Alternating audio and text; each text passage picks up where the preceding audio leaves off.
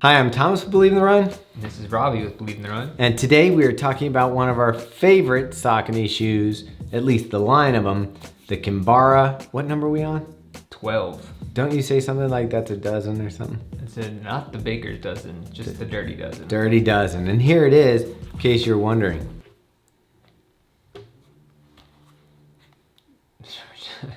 You're just holding that forever? Just holding it forever. Okay. So this actually isn't one of my favorite shoes. I've actually never run in the Kinvara, so. He's a newbie. So I didn't know what to expect from it, but I guess we can get into the basics of the shoe. Yeah, let's get into the basics and then we can talk about our running experience in it. So this was a welcome cleanup, at least to the silhouette. Whether or not, I think the colorway is kind of polarizing to people. Some people have been like, oh, that's the coolest color, Saved by the Bell, 90s. I mean, I think it's like 90s-ish, but it's not like screaming over 90s. I think it has that. You think it is? I do think it's a little much. I personally, this reminded me of the skating rink that I used to go to when I was a lad with the black lights. 2 years ago. Yeah, with the black lights streaming and stuff like that. So the colorway isn't my favorite, but the design of the shoe is right and it looks fast and it looks like a faster shoe again.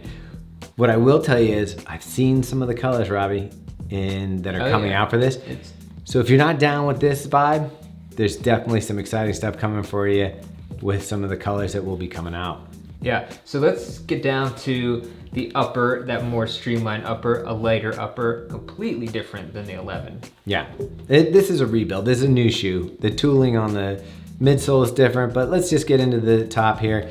You've got a breathable mesh-like material. It's not that fun to feel. It's kind of rough. Yeah, it is a little. It's not the softest thing you're gonna find. Yeah. I do feel like it molds well to the foot. It does, and it breathes well. Sometimes I feel like you do have a little bit of extra fabric in here with these types of uppers sometimes. Yeah, I mean, you can see mine has a little bit of a buckling. But it wasn't too No, bad. it wasn't bad. And these, I guess they're heat welded overlays that kind of give the structure to the shoe. You can see how that comes in here with the logo, these stripes kind of pulling you together. Actually, the tongue is pretty phenomenal. Like, I can't wait, and I do hope that this tongue makes it into more Saucony shoes. It's a sneaky tongue. Would you say it's quilted? It is, but you don't see it on the top. That's why I call it sneaky. On the top, it just looks like a slab of material. Underneath is where the magic happened. I don't know if you can see that on this camera. I'm trying to get a picture. Yeah, maybe a picture on the camera. Robbie, what do I love when a tongue does? I mean, you love the gussets. If anyone follows us, they know we love the gussets. It just works. Yeah. It works. And this tongue, if you don't like this shoe, you would still like this tongue, and you're gonna want this tongue. I mean, I looked at the Pro after this because I was like, the Pro seems to have a similar tongue. I said, no padding underneath. I know you're saving grams, but this sure is comfy on the foot. So the heel counter is sort of this like mesh. Then we got this little like pull tab. I mean, does it really do anything? Like, I feel like I'm not. There's no way you're using this pull tab. I feel like you could cut your thumb on that if you were really going at it hard. You might even catch I wonder if you catch your calf on that, like coming through. Yeah, I don't know, man. You don't want to mess with this pull tab. This is a dangerous pull tab. What they've done right about this is making a simple shoe that has a pretty complex upper the way that it fits and works together. So kudos to you, Saucony. Let's move on down to the midsole. Yeah. Another Power Run iteration of Saucony Power Run foam. Yeah. Do you know what's cool about this one? If you lift up this little pad that's inside. Like the insole? Yeah, the removable insole. You can see here that you get this squishy, this is that Power Run Pro stuff or whatever. It's that squishy, soft, boost-like material. Like the top sole on there? Yeah, it's just a topsole, but it really this time just feels like a glued-in footbed. And that's gonna give you that little bit of comfort on landing in the foot. Do you feel that comfort landing in the foot? I don't. Matter of fact, this is one of the firmest versions of the Kinvara that I can recall. Okay, so this is what I was wondering. I haven't run in this shoe before, but I've heard you praise the 11 and other versions. And I saw this version last year and I was like, dude, that looks like a pretty like well-cushioned, like comfortable shoe, even though I know it's supposed to go faster. And when I put this on and took it out, I was like, man, this feels like Brooks Ricochet firm. What they're after in the Kinvara. When the Kinvara started, it was all about losing weight on the running shoe, getting to a more natural feel, so it drops down to a 4mm drop in the shoe. It's just lighter, airier, faster feeling on the foot. I mean, what you get out of this shoe is that more natural ride. So this is really gonna appeal to that efficient, fast runner who likes just the right amount of cushion, because you can do 20-mile, 30-mile runs in this shoe comfortably once you get used to this type of cushioning. But yeah, that's like a big caveat. That's like a big but though. I mean, when this shoe came out, you didn't have stuff like the speed. Yeah. So this is kind of, in a way, somewhat antiquated, but at the same time, the shoe isn't going anywhere. It's really nice. Like if you want a 5K shoe or something for racing, this shoe can do the trick. If you want to use this as a daily trainer, you can. If you prefer a little bit of a firmer, lower to the ground ride, a little more natural. I have a soft spot for Kinvara. I've reviewed every Kinvara since the original one. Yeah, I don't. So. It was one of the first shoes on the market to be what it was.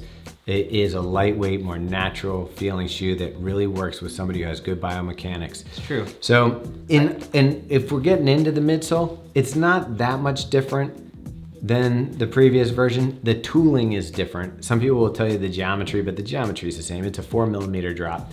The tooling is different on it. It does have a little better grip feel on this. This one kind of had like kind of a soft landing, where this one has more of a bite to it. Yeah. And that's basically these. Yeah, and that's what I did like that a lot about the shoe. I felt like when you're running and you get that kind of grip or bite into each step, especially when you're like cornering or something, it's very secure in that way. Yeah. I like that a lot about the shoe. And you'll notice there's less rubber on here. I think that means that they've increased the amount of rubber in the foam. That might be also why this feels a little more firm.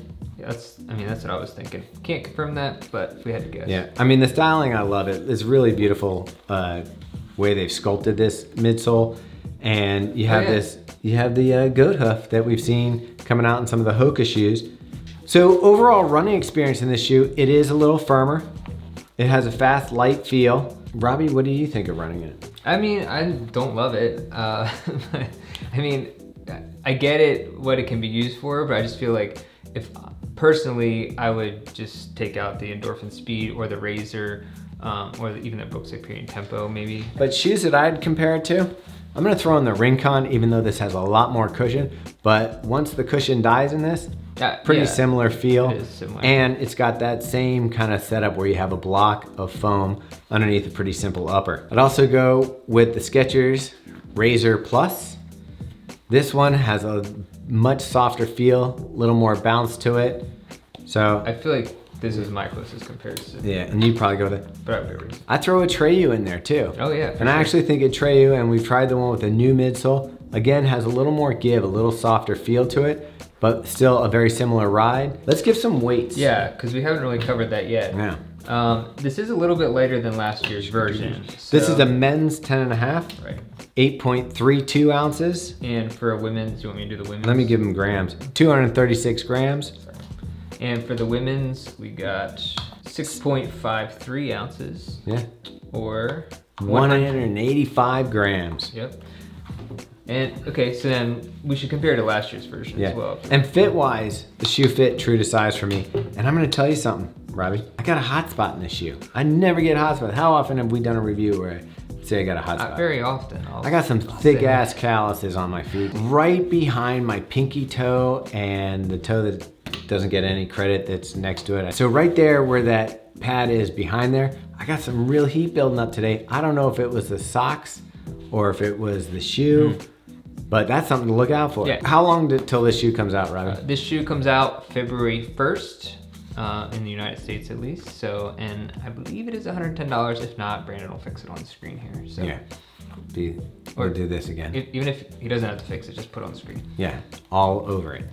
So overall, Robbie, friends coming into running, they say, hey, I want a simple shoe. I want something that I could use for fast days, slow days, all in between. Yeah, I would give him this shoe. Maybe I would recommend this to one of my friends who is starting to get into running and is like, hey, I want to do some races, and you know, I'm just not really all in on the whole running scene. Go for this guy. Would you tell him, if you were going to stay with Saucony, would you say this shoe or the Ride? I would probably say the Ride, because I thought the Ride, at least 13, this year's version, was an excellent daily trainer. One of my favorite daily trainers of the year.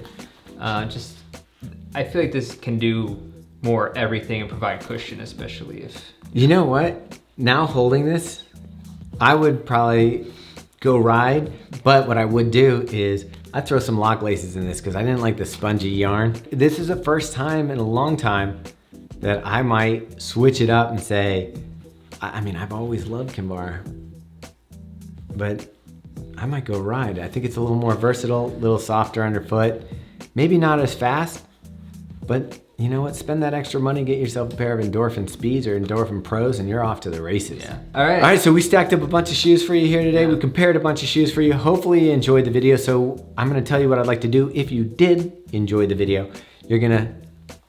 like it, of course. Subscribe. Yeah, subscribe because you want to see more of this stuff. Yep, and follow us on all our other social media channels, Instagram, Facebook, Strava Club. All the links are down below. And we have a podcast that I'm telling you I'm falling in love with. Yeah. It's called The Drop. And this week we have a new guest on.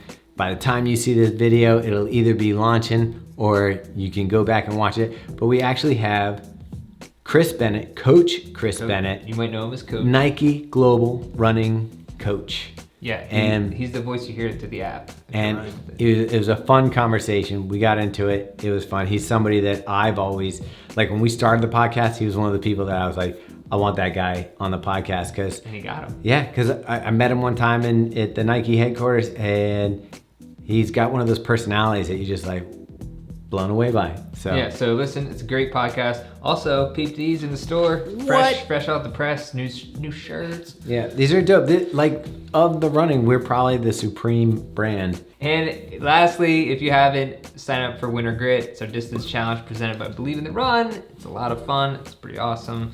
You get some sweet swag from Asics and Polar and a lot of giveaways. Lots of giveaways and prizes. Yeah. So that link is also in the description. Other than that, thank you, Saucony. Stay tuned for the outtakes and yeah, have a good day. Enjoy your day. Get in some miles. Tell your mom I said hi.